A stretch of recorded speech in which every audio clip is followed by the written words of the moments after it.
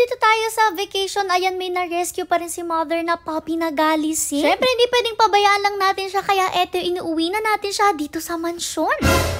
Sa previous video natin, pinakita namin sa inyo na nag-rent nga kami ng private resort para naman makapag-vacation tayo. Pero syempre, ang pagtulong sa mga aso ay hindi pwedeng magbakasyon. Kaya naman eto, habang nandito tayo at habang binivideo ni mother ang labas nga nitong private resort na to, may namataan nga siya na maliit na puppy sa gilid, nag-iisa nga lang siya. Tapos pakaway-kaway yung buntot. Nang lapitan nga siya ni mother dito, na nakita ni mother yung kalagayan niya. Tingnan nyo, grabe. Sobrang liit pa niya pero sobrang grabe na yung galis niya. Sobrang payat rin niya, mukhang nagugutom siya at hindi naman mukhang may nagmamayari sa kanya kasi mukhang napabayaan talaga siya. Pero in fairness, nung lumapit si Mother 8, lumapit rin naman itong puppy na to at hinayaan niya naman na hawak-hawakan siya ni Mother. Grabe nga, sabi ko parang si Mother magnet na nga siya ng mga ganitong klaseng aso. Talang pinagtatagpo nga sila. Alam niyo yun, mga asong nangangailangan ng tulong at mga walang nag-aaruga, parang pinagtatagpo sila ni Mother, pero tamang-tama naman yan. Kasi nga si Mother, alam niyo ba, hindi yan magdadalawang isip na tumulong sa mga doggies na nangangailangan. Actually, in all animals in general. Anyways, nung time na to, hindi na nga bitawan ni mother itong puppy kasi nasabihan na rin nga niya si Kuya Sermenyo na kumuha ng pagkain para sa puppy na to. Siyempre naman, unang maisip talaga ni mother ay bigyan ng pagkain lahat ng mga doggies na nakikita niya. Tingnan nyo naman itong batang to, ribs na talaga yung nakikita sa kanya at sobrang payat niya. Wala na rin nga siyang balahibo talaga sa sobrang tindi ng galis niya. Tapos may mga muta pa nga siya dyan sa mata niya. Ibig sabihin talagang masama na yung pakiramdam niya. Pero kahit na ganun, malambing pa rin itong doggy na to. Tinahayaan niya nga si mother na hawak-hawakan siyang ganyan. Alam niyo ba, nung time na to, kararating lang talaga namin sa resort at hindi pa nga tapos magbaba ng mga gamit, pero inuna talaga ni mother na kulit-kulitin itong puppy na to. Sabi ko nga, buti na lang rin at nag-video si mother dito sa labas, kung hindi siguro hindi niya nakita itong puppy na to. Iniisip na rin nga ni mother ko, meron ba nagmamay-ari dito kay puppy? Kasi nga syempre kung wala ay handa naman tayo na ampunin siya. Syempre for the rescue na rin tayo kapag may nangangailangan kahit hindi naman na talaga tayo mga rescuers. Kasi nga yung simpleng gagawin natin ganun is napakalaking bagay na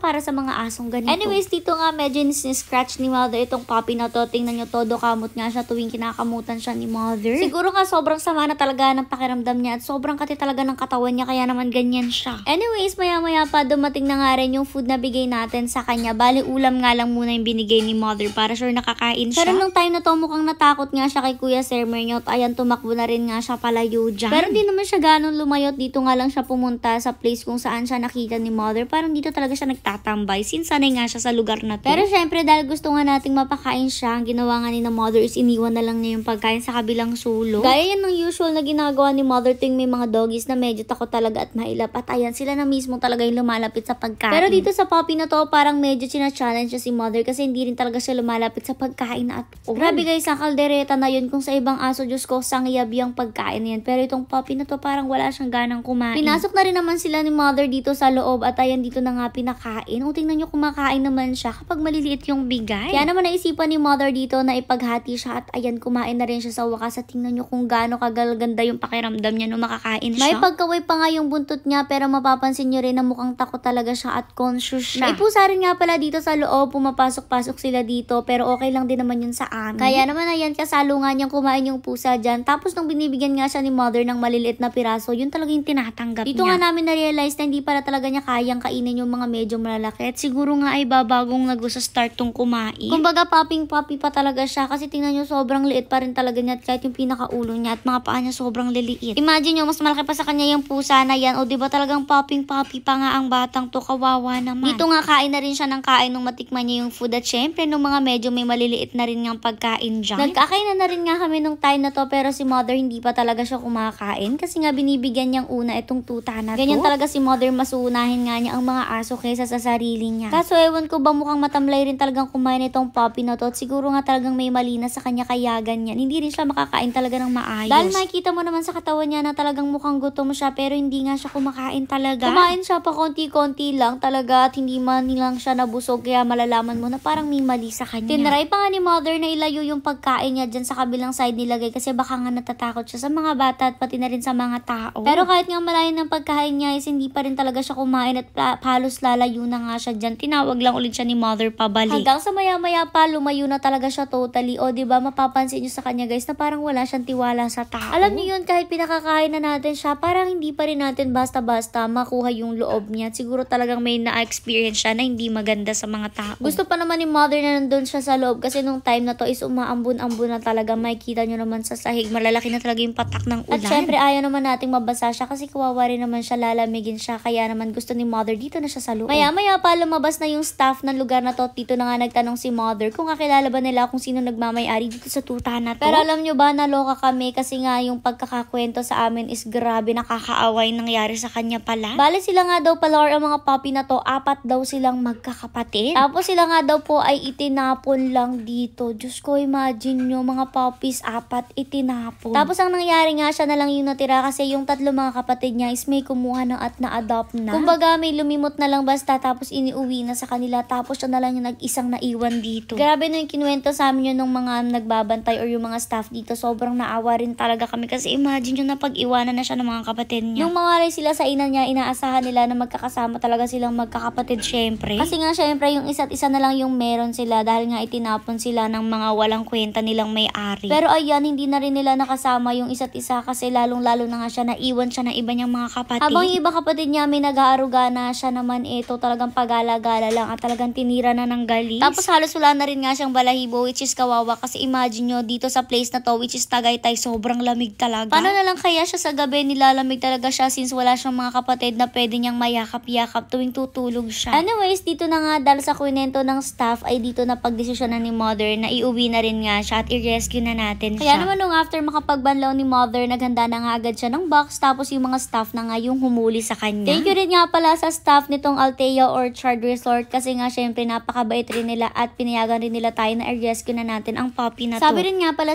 nila sa atin ay minsan sa kanilang office rin nga nagtatambay itong puppy na to at syempre hinahayaan rin naman nila. At least kahit papano may tumitingin sa kanya pero syempre maganda na rin na ma-rescue natin siya para mapagaling na natin siya. Kasi imagine nyo, ganito kaliit na puppy, ganito kabata pero tinitira na nga siya ng galis, hindi niya kakayanin kung hindi pa natin siya mapapagaling. Anyways, dahil nga hindi sa tayo ready, wala tayong dalang cage ngayon kasi nga nasa vacation tayo, ay dito na muna siya inilagay sa box pansamantala. Hindi na muna ni na mother sinarhan yung box na yan para syempre hindi naman siya masyadong matakot. Kaso nga lang nakakatulong siya mula dyan sa box na yun, nakakaalpas ulit siya tapos lumalabas ulit siya and medyo mahirap na talaga siyang hulihin. Kaya naman ito, ginawa na lang ni mother ng paraan para nga hindi masyadong mababa yung box na yan. Yung mga pinaka-flaps is itinali niya talaga yan. Okay rin naman kasi nang maayos na nga yan ni mother is hindi na talaga tumatalon etong si Poppy na actually, palis na rin tayo dito sa resort na to nung time na kinuha nga siya ng mga staff which is tamang-tama lang. Sakto nagkakarga na lang rin nga ng mga gamit natin ang mga kuyas natin. Anyways, nung time na to nga na pagdesisyonan namin na pangalanan na siya at ang naipangalan namin sa kanya ay Althea. Dahil nga syempre yun rin ang pangalan ng resort kung saan natin siya nakita at na-rescue. Kaya naman guys, itong si Althea magsistay muna siya sa atin, pagagalingin natin siya at kapag okay na siya ay ipa-adopt rin natin siya. Anyways, nung okay na nga lahat ng mga gamit maikarga na ay itong si Althea naman na ang huli nating ikinarga. Medyo nalulungkot din naman ako kay Althea sa nangyari nga sa kanya sa buhay niya. Pero happy naman ako na finally ngayon nga ay may mag-aaruga na sa kanya at meron ng magpapagaling sa kanya. At syempre hahanapan rin